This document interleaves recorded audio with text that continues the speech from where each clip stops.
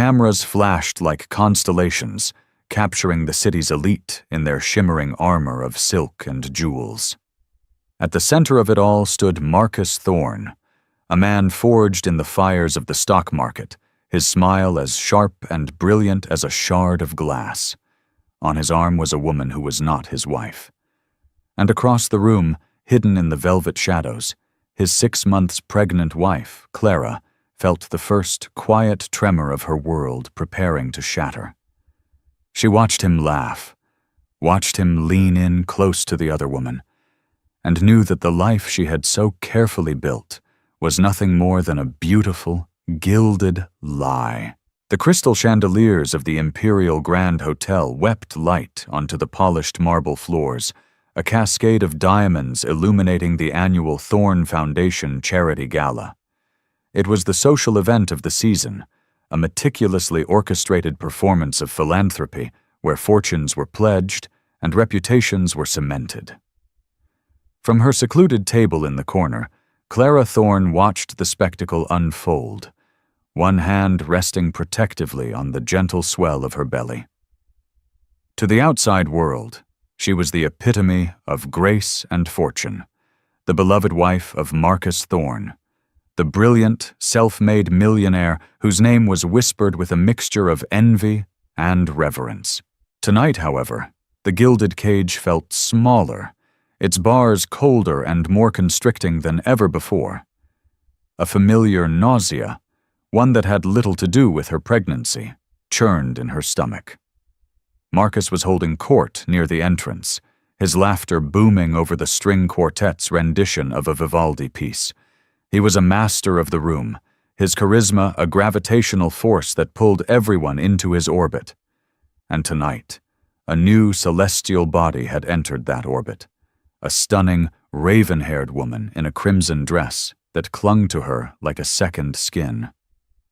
Her name was Isabel, and Marcus had introduced her to his inner circle as his newest protégé, a rising star in his acquisitions department. Clara knew a lie when she saw one.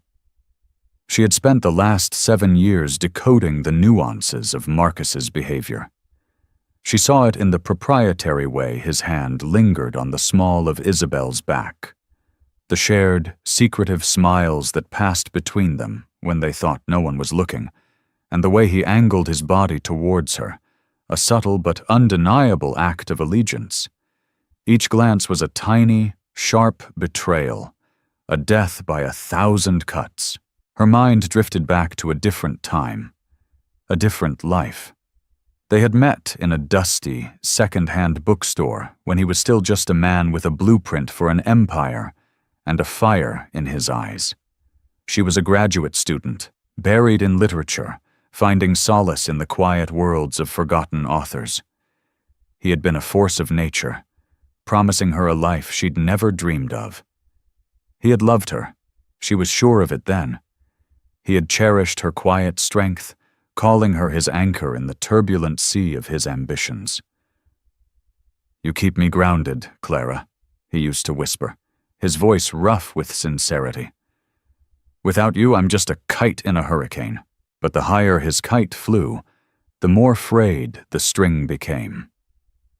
The quiet evenings they once cherished were replaced by lavish dinners with people whose names she couldn't remember. The bookstore dates became a distant memory, paved over by a life of press releases and photo opportunities. She had convinced herself it was the price of success, a necessary sacrifice for the legacy they were building. The legacy that was now growing inside her. A wave of dizziness washed over her. She clutched the damask tablecloth, her knuckles turning white. She had told him she wasn't feeling well enough to attend tonight, her body aching with the profound fatigue of the second trimester. He had brushed off her concerns with a casual wave of his hand. "Nonsense, darling. It's our biggest night. The press will expect to see you. Just smile and look beautiful. You do that so well." It was a command, not a request, delivered with the same cool detachment he used when ordering his driver. He no longer saw her. He saw a prop, a necessary piece of stage dressing for the grand play of his life. Her attention was pulled back to the present by a sudden surge of activity. The press, who had been kept at a respectful distance, were now swarming towards the center of the room.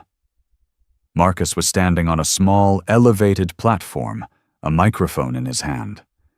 Isabel was right beside him, her expression a perfect blend of demure admiration and triumphant pride. "Friends, colleagues," Marcus began, his voice amplified throughout the cavernous hall. "Thank you all for being here tonight to support a cause so dear to our hearts. As we build a legacy, we must also invest in the future, in new talent." He placed a hand on Isabel's shoulder. "Which is why I'm not only thrilled to announce a record-breaking night of donations, but also to publicly recognize the incredible mind of my newest Vice President of Strategic Development, Isabelle Dubois." A polite, yet confused applause rippled through the crowd. Vice President? She had been his protégé just an hour ago. Clara felt the air leave her lungs. This was more than a subtle indiscretion. This was a public anointment. He was flaunting her, testing the limits of Clara's silence, of her dignity. He was replacing her, not just in his bed, but in the narrative of his life, and he was doing it under the blinding glare of 100 cameras. The room began to spin, the faces of the guests blurring into a grotesque swirl of feigned smiles and hungry eyes.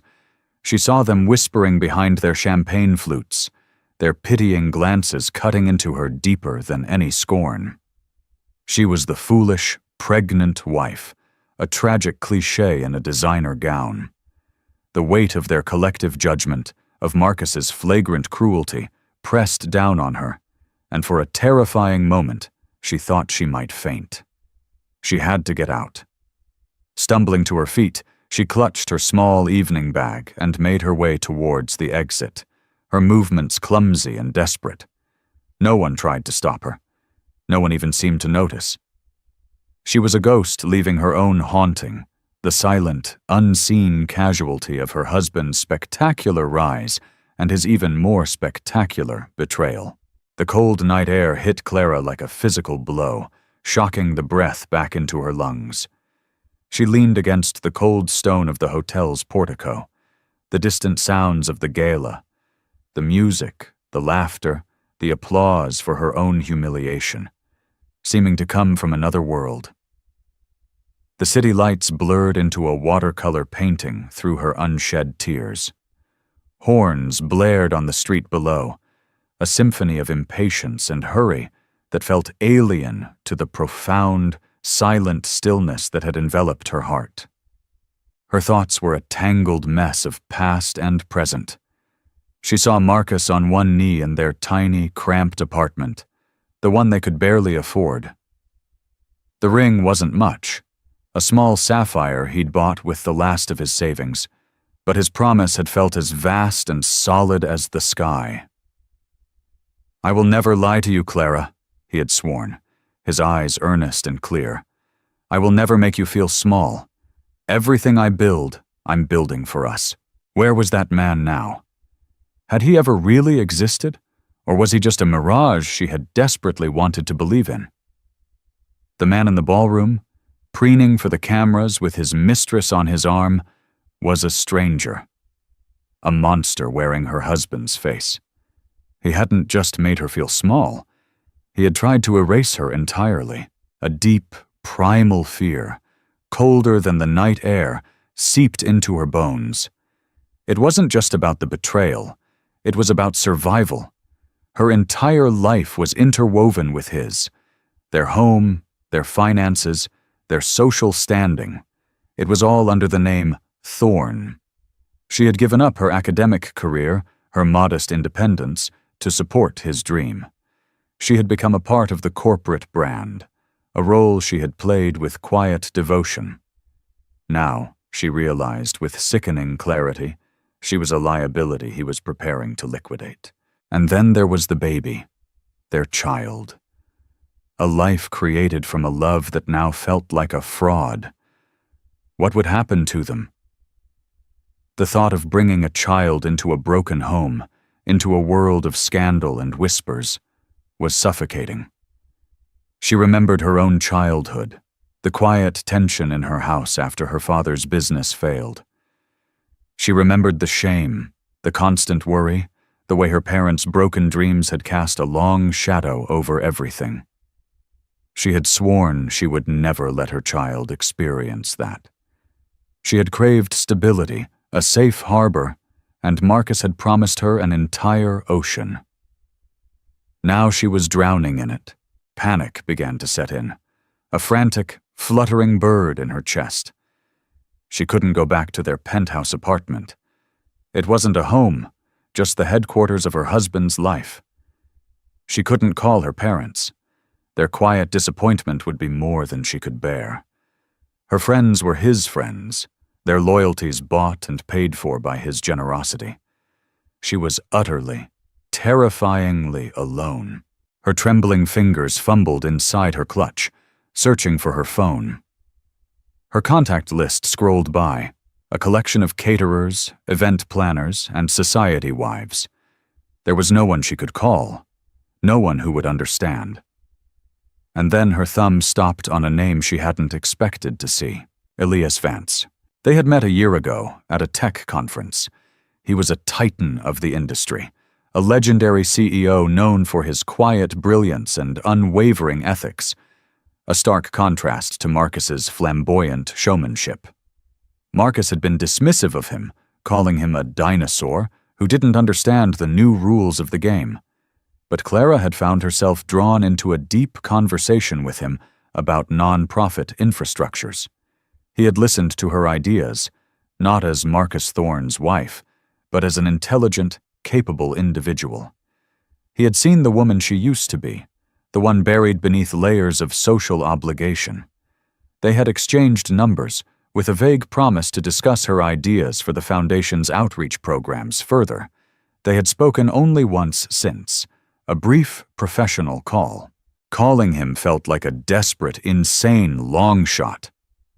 What could he possibly do?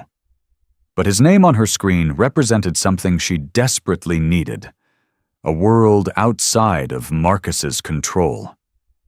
He was perhaps the only person she knew whose power and influence rivaled or even surpassed her husband's, but in a completely different sphere. Marcus feared him, she realized. Not his money, but his reputation. Taking a deep, shuddering breath, she pressed the call button. It rang twice, the sound echoing the frantic beat of her own heart.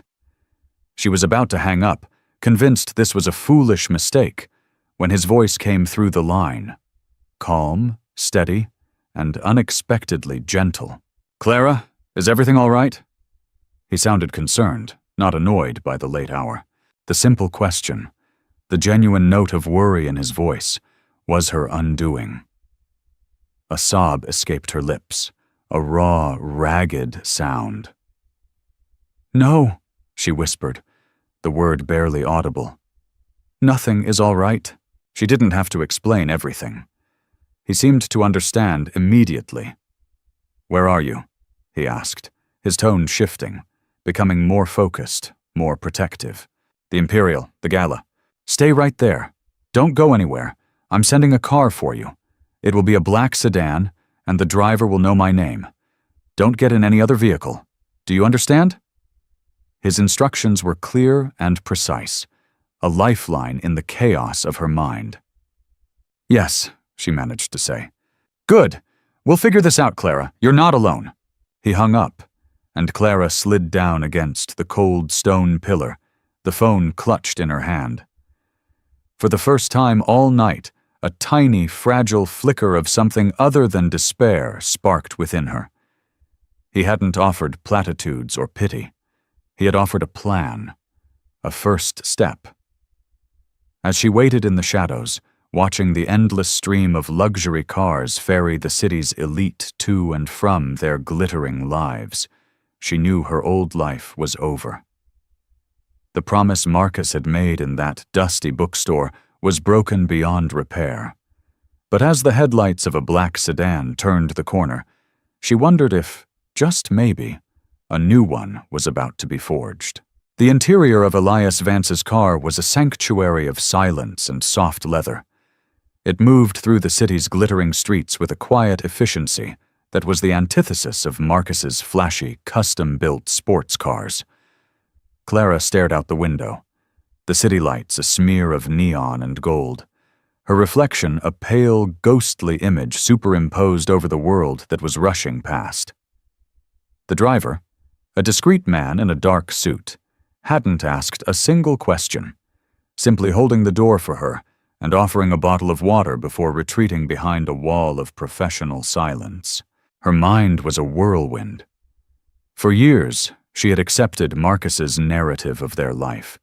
He was the visionary, the architect of their success, and she was his devoted partner, the keeper of their home and hearth.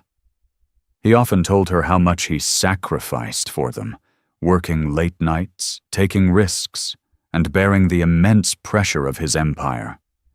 He had framed her life of ease, the charity lunches, the designer wardrobe, the army of staff, as a gift he bestowed upon her. But now, the frame was shattered, and she saw the picture for what it was.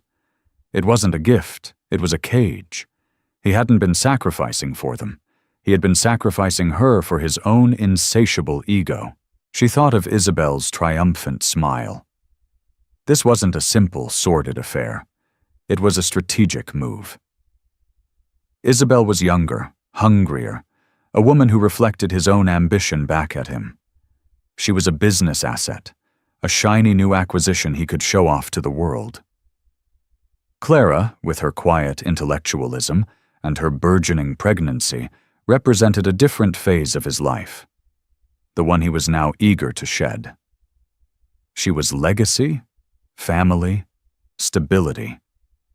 He wanted disruption, adoration, and conquest. The car pulled into the underground garage of a sleek, minimalist skyscraper in a quieter, more refined part of the city. The driver led her to a private elevator that opened directly into a sprawling penthouse apartment.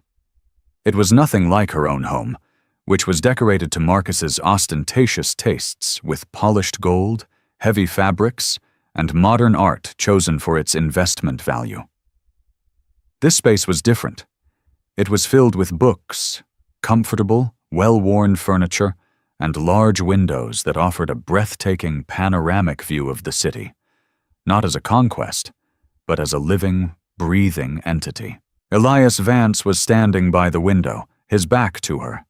He wasn't in a tuxedo, but a simple cashmere sweater and dark trousers. He turned as she entered, his expression one of deep, empathetic concern. There were no pitying looks, no condescending words. "Thank you for coming," he said, his voice as calm and steadying as it had been on the phone. "Can I get you anything? Tea? Water?" She just shook her head, pulling her shawl tighter around her shoulders, feeling suddenly small and exposed. "I'm sorry to have bothered you," she began, her voice trembling slightly. "I didn't know who else to call." "You did the right thing," he said gently. "Please, sit." He gestured to a soft leather armchair. He didn't sit opposite her, in a position of power, but on a nearby ottoman, creating a sense of shared space, of equality. "I saw the announcement online," he said, his voice low. "The promotion. It was a bold move." He chose his words carefully, allowing her to set the emotional tone. The dam of her composure finally broke. Tears streamed down her face, hot and silent. "He did it in front of everyone," she whispered, the shame of it washing over her again.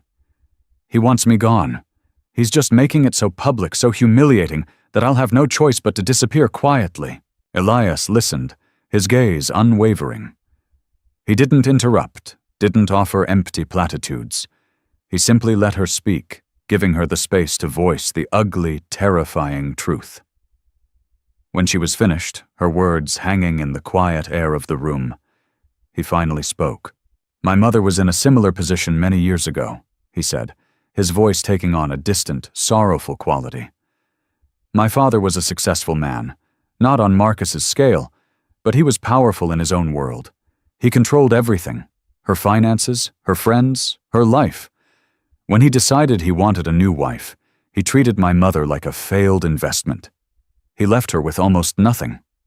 I watched her struggle, watched her rebuild her life from the ashes, brick by painful brick. I swore I would never stand by and watch that happen to another good person. The confession was unexpected.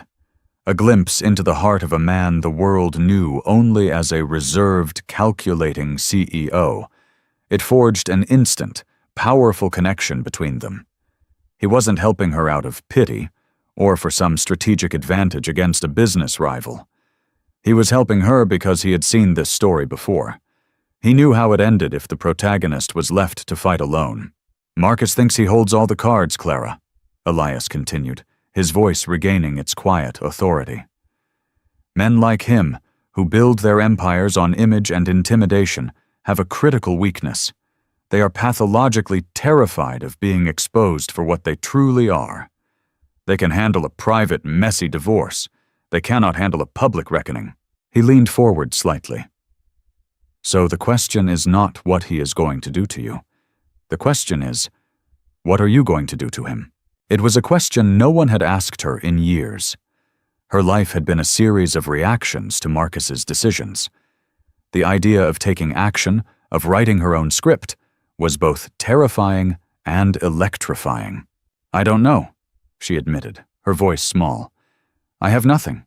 He controls all the assets. Our prenuptial agreement is ironclad. I signed it without even thinking." Elias nodded slowly. "Most prenups have clauses. Morality clauses, infidelity clauses. They are often considered difficult to enforce, but a public spectacle like tonight, that changes the equation. But this isn't about the money, is it? It's about your life, your child's life. It's about taking your power back." He stood up and walked over to a handsome mahogany desk. He returned with a slim, leather-bound folder. "Before you came into Marcus's life, you were a brilliant researcher, Clara. You had a fellowship lined up at the National Endowment for the Humanities. You were on a path to a distinguished career." She stared at him, stunned. "How did you know that?" "I make it my business to know who I'm dealing with," he said with a faint smile. "I read your graduate thesis. It was extraordinary." He paused, letting the weight of his words sink in. "That woman is still inside you. She's just been dormant. It's time to wake her up." He placed the folder on the small table beside her. "You have options. More than you think. You can disappear just as he wants. Or you can walk back into that ballroom and remind him, and everyone else, who you are. Not as his wife, but as yourself." She looked from his earnest, steady gaze to the folder. Her heart was pounding, a frantic drumbeat of fear and a wild, unfamiliar hope. For the first time, she saw a path through the darkness, a narrow, treacherous road that did not lead to quiet surrender, but to a destination of her own choosing. The choice, he had made clear, was hers, and hers alone. Clara spent the next hour in the quiet solitude of Elias Vance's study, the leather folder lying unopened on the desk in front of her. It felt like a Pandora's box, filled with possibilities both wonderful and terrible. For years, her life had been defined by a suffocating comfort, a predictable rhythm of social engagements and domestic management. Now she stood on the precipice of the unknown, and the vertigo was dizzying. Her phone buzzed incessantly on the desk, a string of frantic texts from Marcus lighting up the screen. "Where are you? You caused a scene leaving like that." "People are talking, Clara. This is embarrassing. Call me, now." The messages were stripped of any pretense of affection. They were the cold, sharp commands of a man whose control was slipping. There was no apology, no concern for her well-being, only anger at her defiance. Reading them, something inside her shifted. The last vestiges of the woman who loved him, who made excuses for him, crumbled away, leaving behind a harder, clearer resolve. He wasn't just a flawed husband. He was a narcissist, a bully who had mistaken her gentle nature for weakness. With a deep breath, she opened the folder. Inside were not legal documents or financial statements, as she had expected. The first page was a copy of her old graduate thesis, its title page bearing her maiden name. Beneath it were printouts of emails from years ago, the offer for the Humanities Fellowship, a glowing letter of recommendation from her favorite professor, and a congratulatory note from the dean. It was a time capsule of a life she had willingly abandoned, a ghost of the woman she might have become. The next section contained detailed information about the Thorne Foundation. But it wasn't the public-facing brochure of smiling children and grand pronouncements. It was a breakdown of its inner workings, its funding, its board members, and, most importantly, its operational inefficiencies. Elias had highlighted several projects that were underperforming, mismanaged, or existed more for public relations than for actual impact.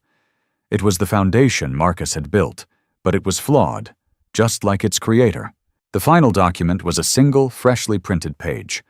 At the top, it read, "The Phoenix Initiative, a proposal." It was a detailed, meticulously researched plan for a new, non-profit venture. Its mission was to provide seed funding, mentorship, and legal support for women forced to leave abusive or controlling relationships, helping them rebuild their careers and their independence. It was a blueprint for turning pain into power. It was brilliant. It was everything she believed in. And at the bottom of the page, under the heading Founding Director, was her name. Clara. She finally understood Elias's strategy. It wasn't about a messy, public divorce battle fought in the tabloids. It wasn't about destroying Marcus. It was about building something new. It was about redirecting the narrative. Not as the scorned wife, but as a leader, a founder, a woman of substance reclaiming her own identity. The ultimate power move wasn't to take from Marcus, but to create something he could never touch. She stood up, her body thrumming with a nervous energy that felt less like fear and more like purpose. She walked to the large mirror in the study's adjoining washroom. The woman looking back at her was pale, her eyes red-rimmed and shadowed with exhaustion. But for the first time in a long time, she saw a flicker of the old fire in them. She smoothed her dress, reapplied her lipstick with a steady hand, and tucked a stray strand of hair back into her elegant chignon. She was putting on her armor. When she emerged from the study, Elias was waiting. He held out a hand, not to take hers, but to offer her the folder. "It's a bold idea," he said, his gaze searching hers. "It will require courage." "He left me with no other choice," Clara replied, her voice low but firm. She took the folder. "He expects me to run and hide. He expects tears and hysterics. He won't be expecting this." "No," Elias agreed, a glimmer of admiration in his eyes. "He won't." He glanced at his watch. He'll be making his keynote address soon, the grand finale of his triumphant evening. "Then I suppose we shouldn't be late for the performance," Clara said, a wry, humorless smile touching her lips. The ride back to the Imperial Grand Hotel was different. The silence was no longer one of sanctuary, but of anticipation. It was the quiet of a storm gathering force just over the horizon. When they pulled up to the grand entrance, the valets and doormen stared, their expressions a mixture of surprise and confusion. The disgraced wife had returned, and she was not alone. On her arm was Elias Vance, a man whose quiet presence commanded more respect than all of Marcus's blustering bravado. They walked through the grand lobby, a wake of whispers and turning heads following in their path. The air crackled with sudden tension. Clara kept her head held high, her eyes fixed forward, her hand resting on her belly. She was no longer just a woman. She was a mother protecting her child's future. She was a warrior walking onto the battlefield, As they reached the entrance to the ballroom, they could hear Marcus's voice, amplified and self-congratulatory, echoing from within. And it is this commitment to family, to legacy, and to building a better future that is the cornerstone of the Thorn Foundation, and indeed the cornerstone of my life. Clara paused, her hand on the ornate brass handle of the door. She looked at Elias, a silent question in her eyes. He simply nodded, a look of unwavering support on his face. He was her ally, her witness. But this was her fight. She pushed the door open and stepped back into the lion's den. The entire ballroom seemed to hold its breath. Every head turned towards the entrance as Clara and Elias stepped into the light. The change in the room's atmosphere was instantaneous and palpable. The polite murmur of the crowd died away, replaced by a thick, expectant silence. On the stage, Marcus faltered mid-sentence, his practiced, charming smile freezing on his face. His eyes locked on Clara, then flickered to the man standing beside her. Raw, unfiltered shock registered first, quickly followed by a dark, possessive fury. For a moment, the world seemed to move in slow motion. Clara could see every detail with crystalline clarity, the way Isabel's hand tightened on Marcus's arm, her mask of triumph slipping to reveal a flash of insecurity. The greedy, excited glint in the eyes of the journalists, who were already raising their cameras. The shocked, fascinated faces of the city's elite, who were witnessing the implosion of the perfect power couple. Marcus recovered quickly, his media training kicking in. He gave a tight, forced laugh. "Ah, there you are, darling," he said into the microphone, his voice dangerously smooth. "I was getting worried. Had to get some air, I assume?" He was trying to reclaim the narrative, to paint her as an emotional, unstable, pregnant woman. But Clara didn't follow his script. She didn't rush to his side or shrink under the weight of 1,000 stares. Instead, she began to walk slowly and deliberately towards the stage, Elias a half step behind her, a silent, immovable guardian. She didn't look angry or hysterical. She looked serene, her composure an unnerving counterpoint to the raw tension in the room. Marcus's eyes narrowed. "Clara, what do you think you're doing?" he hissed, his voice low enough that only those on stage could hear, but the microphone picked up the menacing edge. He took a step forward, as if to intercept her, to physically remove her from his spotlight. It was then that Elias moved, not towards Marcus, but simply positioning himself at the foot of the small stage, a subtle but unmistakable barrier. He didn't say a word. He didn't have to. His presence alone was a checkmate. Elias Vance was not a man to be trifled with, and his silent support for Clara sent a clear message to everyone watching. She was not to be touched. Clara stopped directly in front of the stage, looking up at her husband, the man she once loved, the father of her child.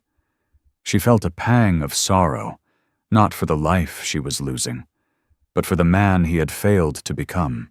"You were talking about legacy, Marcus," she said, her voice quiet but carrying in the dead silence of the hall. It was steady, devoid of the tears he expected. "You were talking about family and building a better future." She paused, letting the words hang in the air. "I remember when we used to talk about those things, in our first apartment, when all we had was a dream and each other. You promised me a partnership. You promised me a life built on trust." Marcus's face was a thundercloud. "This is neither the time nor the place, Clara. On the contrary," she replied, her voice gaining strength. "I can't think of a better place. You've gathered all these wonderful people here to celebrate your legacy.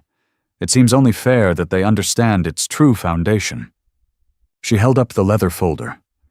It felt heavy in her hand, the weight of her past and her future contained within its pages. "For 7 years I have stood by your side. I have been your partner, your confidant, and the director of your foundation's charitable programs, a role I took on with pride, even as you began to see me as just another one of your decorative assets." Her gaze flickered to Isabel, a cool, dismissive glance that held no jealousy, only a profound sense of pity. "Tonight," Clara continued, her eyes finding Marcus's again, "you made it clear that my role in your life and in this foundation is over. And you're right. It is." A gasp rippled through the audience. Marcus looked as if he'd been struck. This was not the groveling, heartbroken wife he had anticipated. This was a stranger. You see, a legacy built on lies and disrespect isn't a legacy at all. It's just a house of cards, and I will not have my child's life built on such a pathetic foundation. She placed a hand on her stomach, a gesture of maternal power that resonated through the room. "So I am officially resigning my position at the Thorn Foundation," she announced, her voice ringing with newfound authority. "And I am announcing the formation of my own. It will be called the Phoenix Initiative." She opened the folder and held up the proposal. "Its mission will be to help women like your own mother, Marcus, who was left with nothing, to rise from the ashes of broken lives and build their own futures. It will be a foundation built not on image, but on true strength and integrity." She took a deep breath, preparing for her final devastating blow. "And I'm so very pleased to announce that the initiative has already secured its first round of funding, thanks to my own pre-marital assets, which you so helpfully managed for me all these years, and it has appointed its chairman of the board, Mr. Elias Vance." The shock in the room was electric. Marcus stared at Elias, his face a mask of disbelief and pure hatred. He had been outmaneuvered, not by a rival in the boardroom, but by the quiet, pregnant wife he had so carelessly discarded. She hadn't come to beg for scraps from his table. She had come to announce that she was building her own kingdom. Clara turned her back on her husband, on the shattered remnants of his perfectly curated evening, and faced the crowd and the flashing cameras. For the first time all night, she smiled. It was not a smile of malice or revenge. It was a smile of pure, unadulterated freedom. Clara walked away from the stage, each step feeling lighter than the last. She didn't look back. She didn't need to see the carnage she had left in her wake. Marcus's stunned, apoplectic face, Isabel's panicked uncertainty as she realized she had aligned herself with a fallen king, the frenzied press corps who had just been gifted the scandal of the year. The silence that had greeted her entrance was now replaced by a chaotic roar of whispers, questions, and the frantic clicking of camera shutters. Elias met her at the edge of the room, his expression unreadable but for the deep respect in his eyes. He gently placed a hand on her elbow, steering her through the throng of onlookers who parted before them like the Red Sea. He led her not to the main entrance, but through a discreet side door that opened into a private service hallway. Within moments, they were back in the quiet, insulated cocoon of his car, pulling away from the hotel just as the first wave of journalists burst through the doors, their questions swallowed by the night. The car moved through the city, and for a long time, neither of them spoke. Clara stared out at the passing lights, her mind replaying the scene in the ballroom. The adrenaline that had fueled her began to ebb away, leaving a profound, hollow exhaustion in its place. The weight of the past 7 years, of the love and the lies, the hopes and the heartbreaks settled upon her. And then the tears came. They were not the desperate, fearful tears of the woman who had fled the gala hours earlier. These were different. They were tears of grief for the man she had once loved and the life she had thought they would build together. They were tears of release for the shedding of a role that had never truly fit, and they were tears of a fierce, terrifying joy for the unknown future that was now entirely her own. She wept silently, her shoulders shaking, mourning the end of one life and the violent, beautiful birth of another. Elias remained silent, a comforting, steadfast presence beside her. He passed her a handkerchief from the glove compartment, a simple, kind gesture that meant more than any words could say. He let her cry until the storm passed, leaving a quiet, fragile calm in its wake. "He will fight you," Elias finally said, his voice gentle as he looked out at the road ahead. "He won't let this go. His pride won't allow it." "I know," Clara whispered, her voice hoarse. "But he's not fighting the same woman he humiliated tonight. She doesn't exist anymore." Back at the Imperial, Marcus Thorne was living through the worst hour of his life. His carefully constructed universe had been detonated, and he was standing at ground zero. After Clara's departure, the gala had descended into chaos. His largest donors were making quiet, hasty exits, their faces unreadable masks of disapproval. His board members avoided his gaze. He tried to laugh it off, to regain control, but his voice was drowned out by the din of speculation. He grabbed Isabel's arm, his fingers digging into her flesh. "Get rid of them," he snarled, gesturing at the reporters. "Say something, a no comment." Isabel looked at him, her beautiful face pale with shock and a dawning, horrified realization. She was not his partner. She was his accomplice. Her promotion was now inextricably linked to his public downfall. She pulled her arm away from his grasp. "This is your mess, Marcus," she said, her voice trembling. "You fix it." With that, she turned and disappeared into the crowd, abandoning him on his sinking ship. He was alone, standing on a stage that now felt like a scaffold. The flashes from the cameras were like accusations, each one searing his failure into the public record. He saw the headlines already forming in his mind. Thorne's empire crumbles, wife's shocking revenge, millionaire mogul humiliated. The legacy he was so obsessed with building had been redefined in the space of 5 minutes, not by a market crash or a corporate rival, but by the wife he had so gravely underestimated. His phone buzzed with a notification. It was the first of many online news alerts. The story was already breaking. The fallout had begun. 6 months later, the opulent, sun-drenched penthouse that had once been Clara's gilded cage was a distant memory. She now lived in a charming, light-filled brownstone in a historic part of the city, a place she had chosen and furnished herself. The walls were lined not with investment art, but with overflowing bookshelves and photographs of the people who mattered. Her parents, her oldest friends whom she had since reconnected with, and Elias. The Phoenix Initiative, once just a proposal in a leather folder, was now a thriving reality. Its headquarters, located in a modest but modern office space downtown, was a hive of activity. Clara, now heavily pregnant and radiating a vibrant, focused energy, was a natural leader. She moved through the office with purpose, her days filled with grant proposals, client meetings, and strategic planning sessions. She had discovered that the skills she had honed as the wife of a CEO, managing complex schedules, negotiating with vendors, and speaking eloquently at public functions, were the very skills she needed to run her own organization. She had been a CEO in training all along. She just hadn't known it. The legal battle with Marcus had been as brutal as Elias had predicted.